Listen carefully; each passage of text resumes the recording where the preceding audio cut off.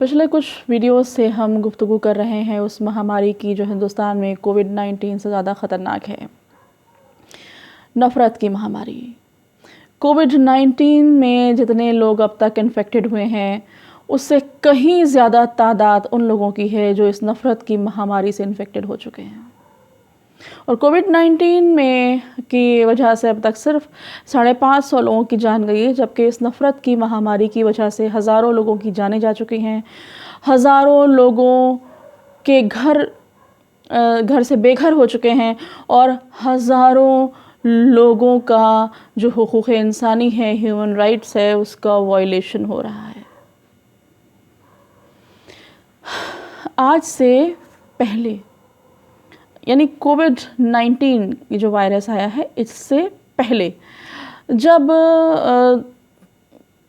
तब जो है वो अगर हम देखें सोशल मीडिया पे कहीं तो रिलीजियस पर्सिक्यूशन का नाम एक मुसलमानों को टॉर्चर किया जाता था। किस लिए कि अफ़गानिस्तान, पाकिस्तान में लोग उनका नॉन मुस्लिम्स का रिलीजियस पर्सिक्यूशन हो रहा है।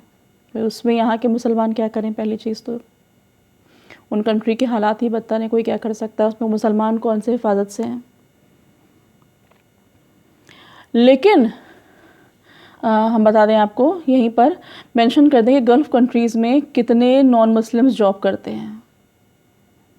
क्या उनका कोई पर्सिक्यूशन किया गया वहाँ पे रिलीजियस ग्राउंड पे? नहीं। यहाँ हम एक बात और मेंशन कर दें कि ईरान, वहाँ पे क्रिश्चियन माइनॉरिटी भी है।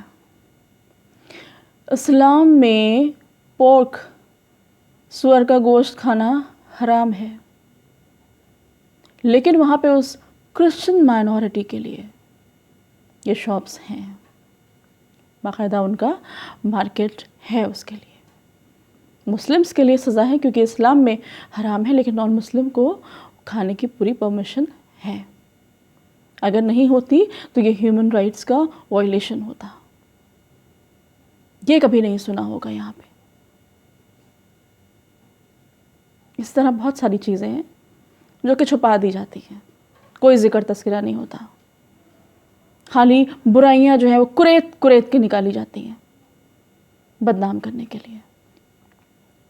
आज की तारीख में आप देखिए, कोविड-19 से पहले लोग कहते थे ना यहाँ रिलीजियस पर्सिक्यूशन हो रहा है, वहाँ हो रहा है।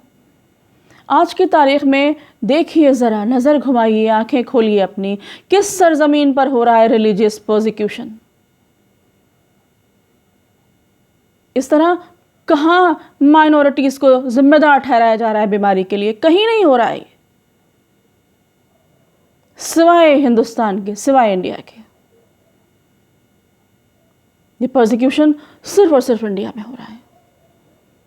ये कैसे मुल्क से मोहब्बत करने वाले लोग हैं जो सारी दुनिया में मुल्क को बदनाम किए हैं? ऐसी बात नहीं है कि इस रिलीजियस पर्सिक्यूशन का चर्चा कहीं नहीं हो रहा है,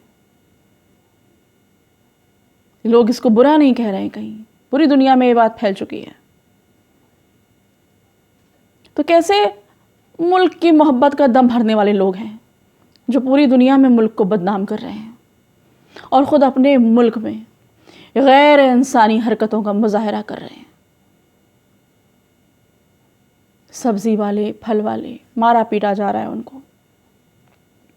एक औरत, अभी आज की ख़बर सुनी कि एक रिजवाना नाम की औरत, उसको लेबर पेन शुरू हुए, हॉस्पिटल गई, उसको रिलीजन के बिना के ऊपर ताने दे गए, उसे मिसबिहेव किया गया और आखिरकार उसका बच्चा मर गया।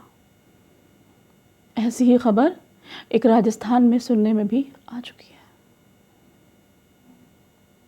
ये गैर इंसानी सलूक क्यों हो रहा है? रीज़न शायद वही है जो इससे पहले की वीडियो में हमने बताया था कि नफ़रतें इंतहा नहीं होती, इब्तिदा होती हैं। अगर नफ़रतें कम्युनल, किसी से जो है वो कम्युनल हो या किसी एक पर्टिकुलर रिलीजन या कम्युनिटी के ख़िलाफ़ नफ़रतें फैलाई जाएं तो उसका नतीजा जेनोसाइड होता है। और डॉक्टर स्टैंटन की जो स्टेजेस हैं बताई हुई, 10 स्टेजेस जो हैं वो जेनोसाइड की, उसको भी मैंने डिस्क्राइब किया था, जिसमें से 8 क्लियरली हम अपने चारों तरफ देख सकते हैं, और 10वीं स्टेज तो उसकी पोस्ट जेनोसाइड स्टेज थी। अहमदाबाद के एक मेडिकल वार्ड में उनका हिंदुओं का, मुसलमानों का वार्ड अलग अलग कर दिया गया। क्यों? कुछ स्कूल में भी उससे पहले खबर आई थी कि हिंदू मुस्लिम बच्चों को अलग अलग बिठाया जा रहा है। क्यों हो रहा है ये क्लासिफिकेशन? ये सब क्लासिफिकेशन है जो जेनोसाइड की पहली स्टेज है।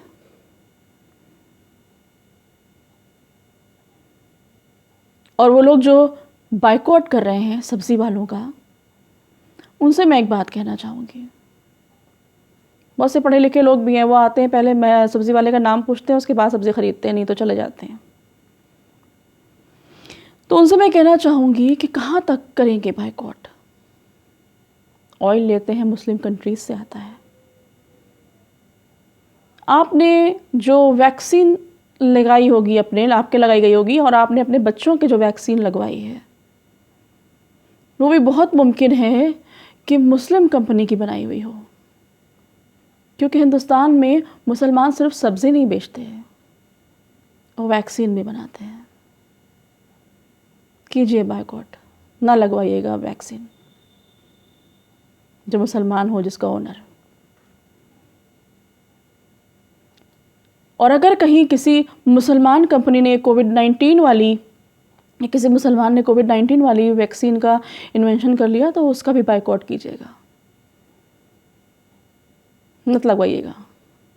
अभी यूएस में भी जो टीम काम कर रही है इस पे वैक्सीन बनाने में, उसमें भी मुसलमान है, फराज ज़ैदी। अगर उसकी टीम इन्वेंट कर लेती है वैक्सीन को, तो मत लगवाइएगा, बिल्कुल बाइकआउट कीजिएगा। और अभी मैं कल वायर में देख रही थी कि डॉक्टर नदीम रहमान हैं, उन्होंने बहुत ही सस्ती, बहुत ही इकोनॉमिक जो है वो उसकी टेस्टिंग एक किट बना ली है कोविड-19 की, और जिसको Indian council of medical research ने पास भी कर दिया है। तो उस किट से टेस्टिंग मत करवाइएगा, कीजिए बाइकआउट। अफसोस होता है, ये हालात शर्मनाक हैं, अफसोसनाक हैं। कहाँ जा रहे हैं हम? क्या हासिल होगा इन नफरतों से सिवाय बर्बादी के?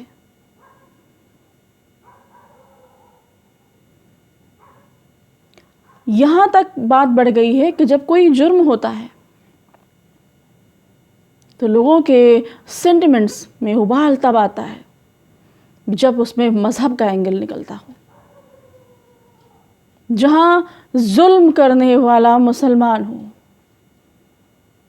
वरना तो कोई बात नहीं, कोई जुर्म हो जाए तो होता रहे। क्या हो गया है हमें? सेंस ऑफ जस्टिस गायब हो गया। लॉजिकल थिंकिंग को कहाँ छोड़ दिया हमने? सभी जो सोशल एक्टिविस्ट हैं, सोशल वर्कर्स हैं, हम उनसे गुजारिश करते हैं कि लॉजिकल थिंकिंग और सेंस ऑफ जस्टिस को उभारने की सिमत में काम करें, ताकि इन नफ़रतों का जो महामारी है इसको रोका जा सके। क्योंकि जो पॉलिटिकल फील्ड में जुड़े हुए लोग हैं वो तो ये काम करने से रहे। ये काम समाज की फलाह चाहने वाले लोग ही कर सकते हैं। जो मुखलिस लोग हैं, हम उनसे गुजारिश करते हैं इस वीडियो के ज़रिए कि वो सामने आएँ।